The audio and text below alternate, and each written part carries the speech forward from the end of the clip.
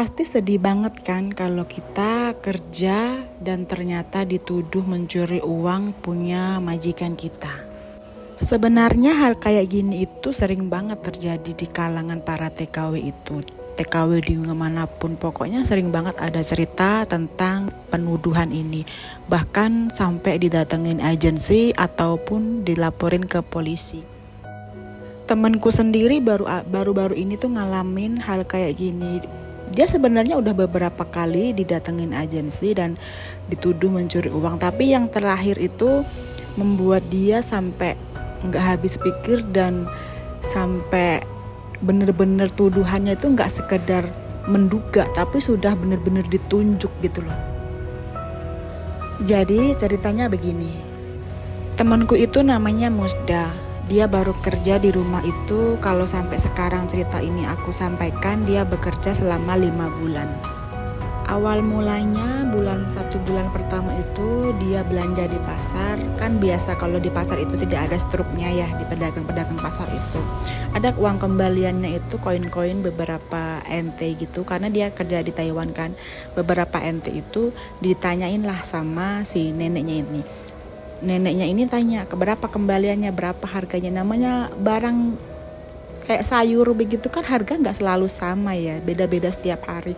Nah uang kembaliannya itu dikembalikan itu 18 NT sama 10 NT. Jadi ada dua barang itu kembaliannya itu 18 NT sama 10 NT. Dan neneknya ini nggak percaya kenapa total kembaliannya itu cuma 28 NT, karena seharusnya menurut hitungannya dia itu ada 38 NT.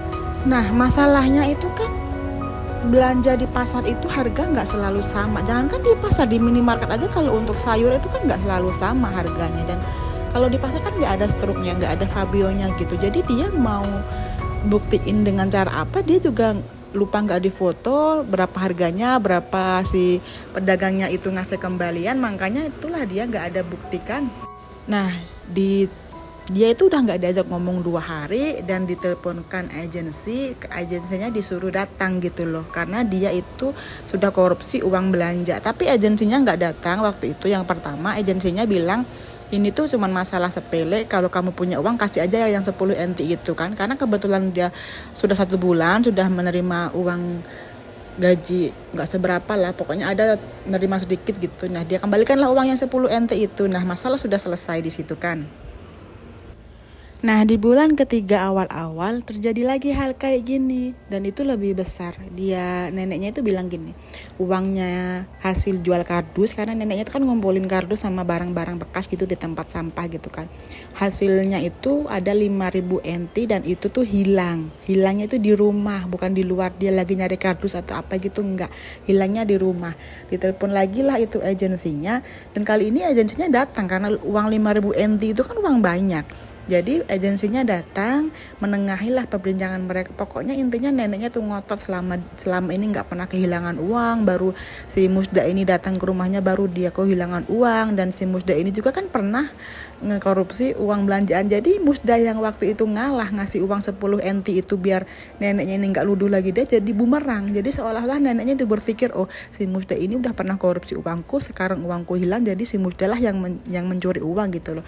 Tapi waktu itu sudah ditanyain sama agen, akhirnya kan nggak ada bukti juga dia yang nyuri, dan di rumahnya juga nggak ada CCTV, nggak ada apa, jadi nggak ada bukti lah intinya. Dari kedua belah pihak ini udah sama-sama musyawarahnya itu udah temu titik terang lah intinya. Neneknya itu mau diingat-ingat lagi di mana dia kehilangan uang atau entah lupa naruh lah, si Musdanya tetap ke dia nggak ngambil uang itu, ya dia nggak ngambil gitu loh. Masalah di situ tuh masih menggantung ya guys, masih menggantung. Intinya kayak si neneknya ini masih menggantung, dia masih tetap ngira uang itu diambil sama si Musda ini, sedangkan si Musda ya tetap ke orang dia nggak ngambil. Nah di bulan keempat, bulan kemarin itu dia telepon saya bilang begini, saya mau pulang Indonesia aja katanya gitu. Saya tanya ada masalah apa, bukannya kamu belum selesai potongan kan. Terus dia bilang gini, tadi barusan itu ada agen lagi datang sampai dia kirim uang berapa, kan kirim uang pakai aplikasinya semuanya dibuka, kirim uangnya berapa, jadinya berapa, itu semuanya dibuka. Jadi kayak benar-benar yang sekarang itu udah bener-bener dia ditunjuk gitu loh, bukan lagi dicurigain tapi ditunjuk gitu loh. Ya setelah dibuka semua kiriman uangnya aplikasi, ya memang dia kirim uang cuma berapa, 2.000 NT, 3.000 NT, kan sisanya cuma segitu sisa potongan gajinya dia itu. Tapi si neneknya ini dia kekeh, jadi uangnya harus kembali, si Musda ini harus ganti uangnya, dia nggak mau tahu, pokoknya si Musda inilah yang nyolong uangnya. Dan kali ini yang hilang uangnya itu 10.000, bukan lagi 5.000, jadi lebih banyak lagi yang hilang ini. Nah akhirnya di situ Musda ini udah tambah muak, mencak-mencak, dia marah segala macam, sampai agensinya pun dimarah-marahin gitu loh. Sekarang gini, bukti udah ada, dia nggak ada kirim uang lebih dari gaji yang dia dapat, tapi dia masih dituduh gitu loh.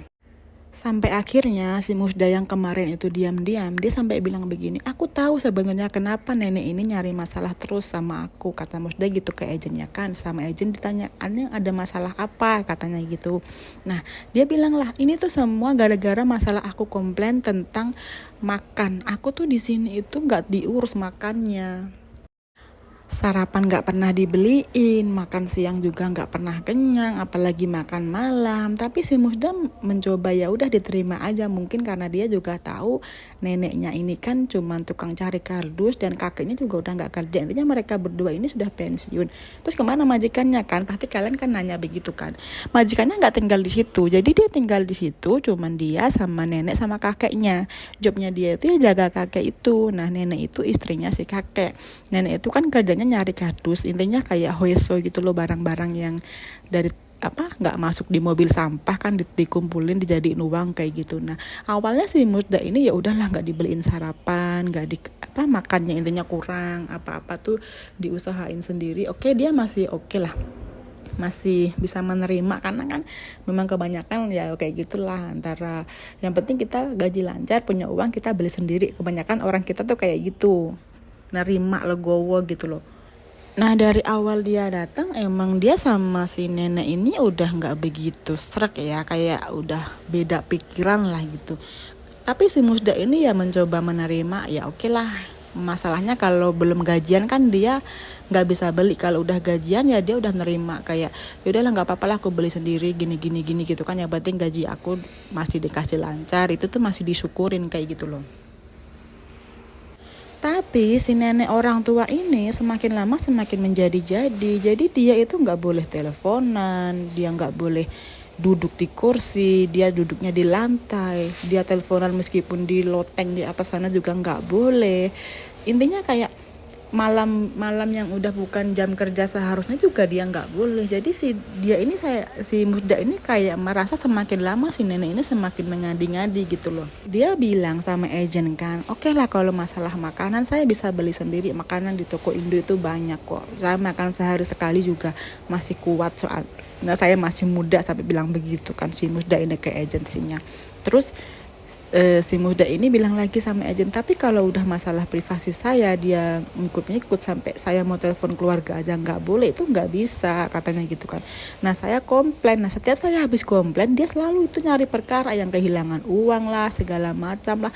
Bahkan kalian tahu nggak guys, sekarang itu kan di Taiwan itu kan musim dingin ya, Musda ini tuh nggak boleh mandi pakai air panas. Kamu tahu nggak boleh mandi pakai air panas, bahkan ngerebus air panas buat bikin kopi itu cuma boleh 1 gelas. Jadi kalau sisanya ditaruh di termos kan, kalau kita di musim dingin kan minum air hangat, dia nggak minum air hangat, dia minum ya air dingin, air biasa. Karena dia kalau ngerebus air cuman buat kopi aja pagi, nggak boleh lebih, karena bilangnya gasnya mahal segala rupa kayak gitu. Intinya dia di situ tuh sudah serba salah lah gitu. Nah setiap kali dia komplain ke neneknya itu, selalu neneknya itu kehilangan uang gitu terus.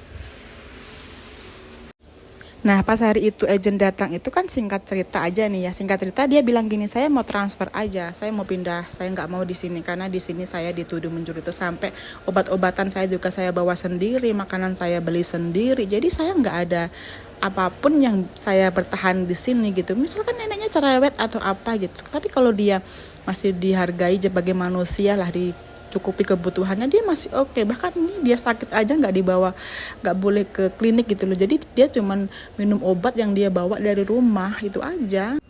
Nah, setelah dia cerita panjang lebar sama agensinya itu, ya intinya dia bilang gini, Musda itu menjelaskan setiap kali dia habis komplain sama neneknya itu, kan karena kan semua yang dikomplainin itu sebenarnya kewajibannya neneknya, majikannya itulah ya. Setiap kali Musda komplain itu pasti neneknya nyari gara-gara, entah kehilangan uang lah, entah begini nggak boleh, begitu nggak boleh gitu loh. Tapi ya yang tahu-tahu aja lah guys ya, namanya kita ngadu ke agensi ujung-ujungnya bagaimana. Agensi cuman bilang sabar ya mbak ya, nanti kita carikan jalan yang terbaik. Udah, habis itu ya udah selesai gitu aja.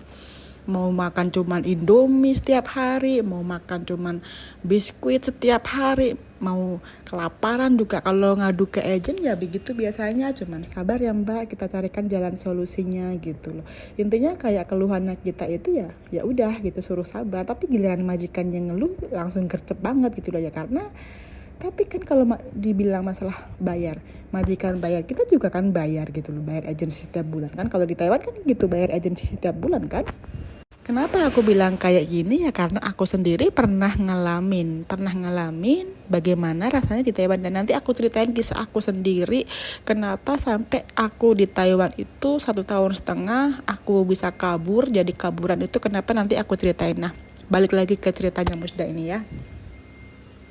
Nah, akhirnya itu tahu nggak yang terjadi apa? Si Musda ini disuruh bikin surat pernyataan yang ditulis tangan bahwa dia itu nggak ngambil uang yang 10.000, 5.000 dan yang sebagainya itu, terus ditandatanganin dan masalahnya selesai di situ. Nah, 2 hari kemudian majikannya datang, anaknya si nenek ini datang kan, ditanya lah sama si Musda, bos, saya nggak pernah ya nyuri uang di sini, saya nggak pernah gimana ya, saya selalu nerima apa aja yang diperlakukan di sini, bahkan saya makan beli sendiri aja saya tuh legowo aja, tapi saya kalau dituduh nyuri uang saya nggak mau loh bos, dia bilang begitu kan.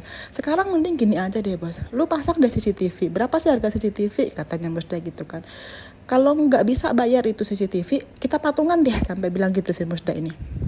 Bayangin kalau orang udah biasanya diem, tiba-tiba dia nantang kayak gitu, coba bayangin guys. Nah, akhirnya masalahnya itu selesai dan bosnya mau pasang lah CCTV. Sampai sekarang sebulan setelah kejadian itu sih belum ada kejadian apa-apa ya guys ya. Kita doakan aja semoga Musda itu di sana baik-baik aja dan neneknya juga jadi lebih baik. Terus Musda juga bisa kerja dengan baik, kerja dengan ya sewajarnya orang kerja lah, baik-baik aja gitu sampai finish kontrak. Dan semoga Musda kita semua bisa sukses dalam kehidupan ini, dilancarkan rezekinya, dan yang penting itu kita sehat, jiwa dan raga sehat, punya uang. Udah loh guys, itu aja bahagia di dunia ini ya kan. Ya udah lagi segitu aja ceritanya, nggak usah panjang lebar lah, aku juga capek. Nanti aku ceritain ya cerita yang aku sendiri, kenapa aku bisa jadi kaburan di Taiwan itu karena permasalahan aku sama agensi ya. Ya udah sampai sini aja. Semoga kita semua mendapatkan hikmah dari cerita ini, dan siapapun di sana yang sekarang masih tidak berani untuk menyuarakan isi hatinya, membela dirinya, ayo guys, berani bela diri kalian sendiri kalau memang kalian itu nggak salah, dan berani untuk bilang tidak kalau memang itu tidak gitu loh ya. Terima kasih untuk semuanya, sampai jumpa di cerita-cerita takeaway selanjutnya. Bye bye.